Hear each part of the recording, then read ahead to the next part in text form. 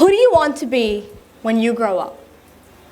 A doctor, an actor, a pilot, a musician, a lawyer. These are just a few examples of the things that you would expect a kid to say when they're asked this question. From kindergarten all the way up to high school, the answer changes constantly. Students spend each year learning things and memorizing, working hard each day to achieve success.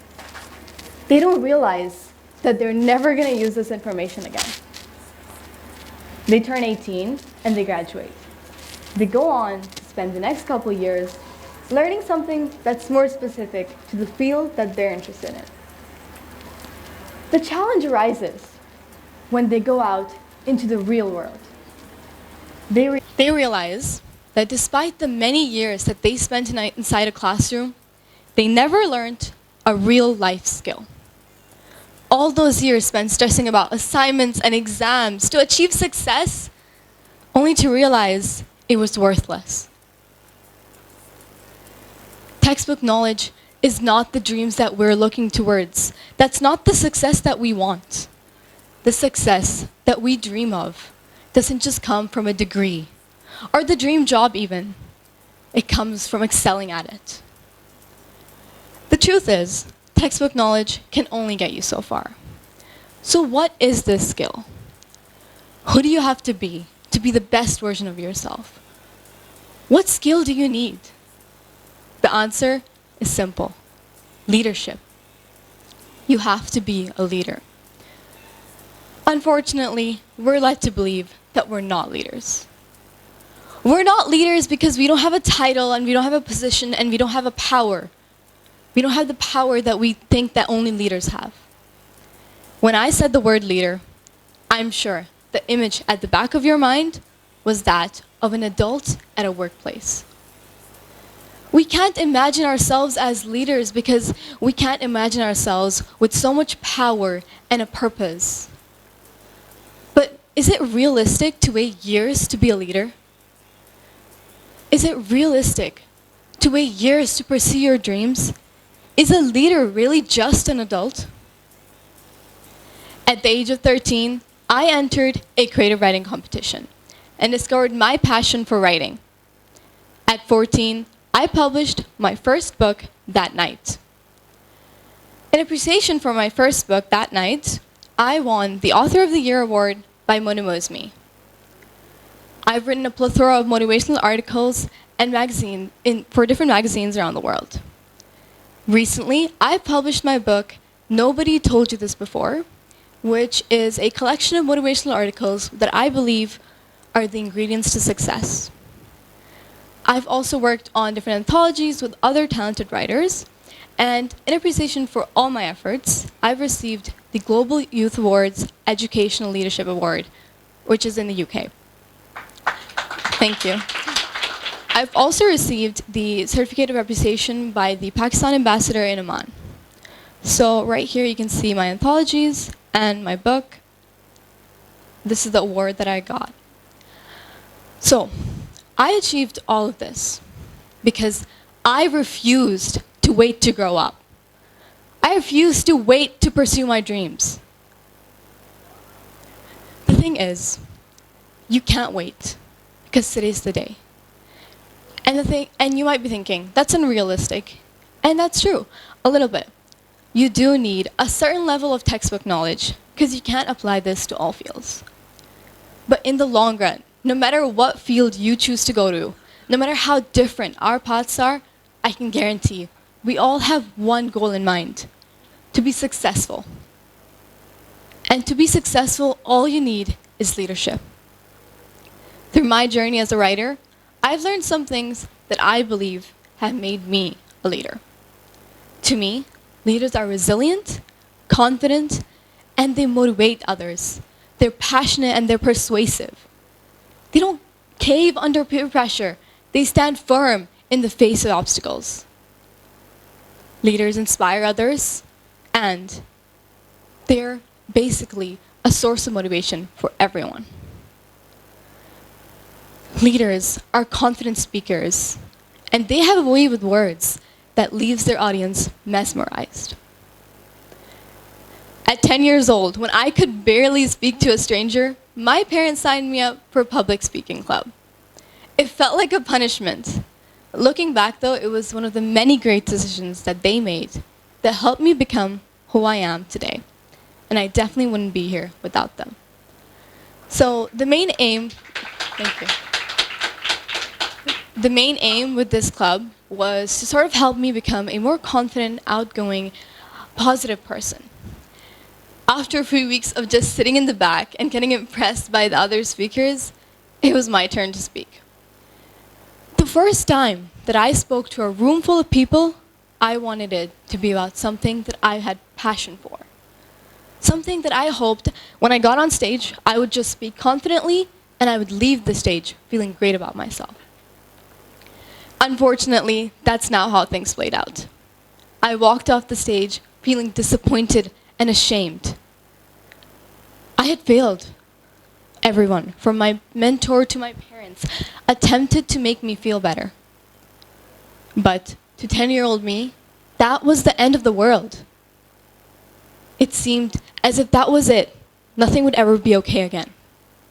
It seemed as if I would always be a hopeless case of stage fright and anxiety.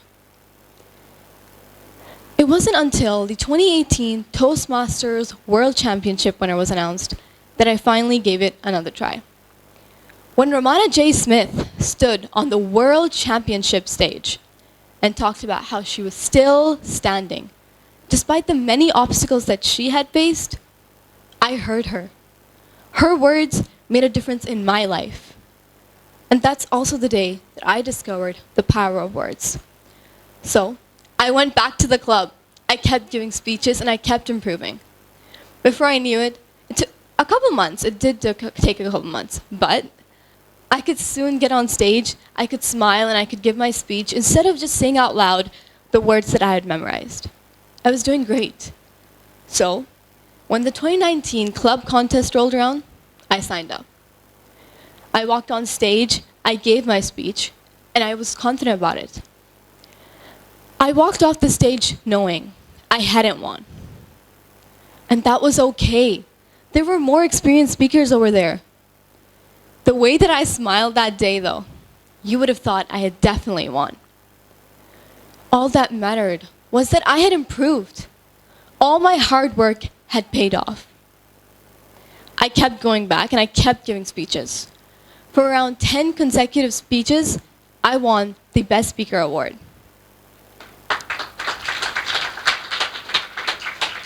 Today, I'm the vice president of that club.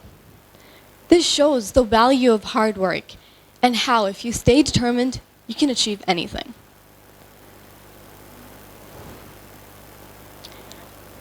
Back to my journey as a writer. So, the first couple short stories that I wrote were right before COVID-19. And as soon as the COVID-19 hit, we went into the pandemic, we went into quarantine, and it was definitely a pretty challenging time for all of us. But I took the free time to my advantage. I spent hours and hours and hours just writing. Before I knew it, I had a plot for a book.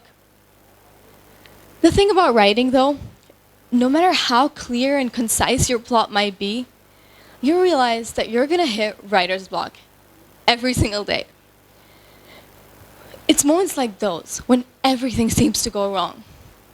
Nothing feels right, and it seems as if you'll never finish another sentence. That's when leaders shine. Leaders are resilient, and they figure out innovative solutions in challenging situations.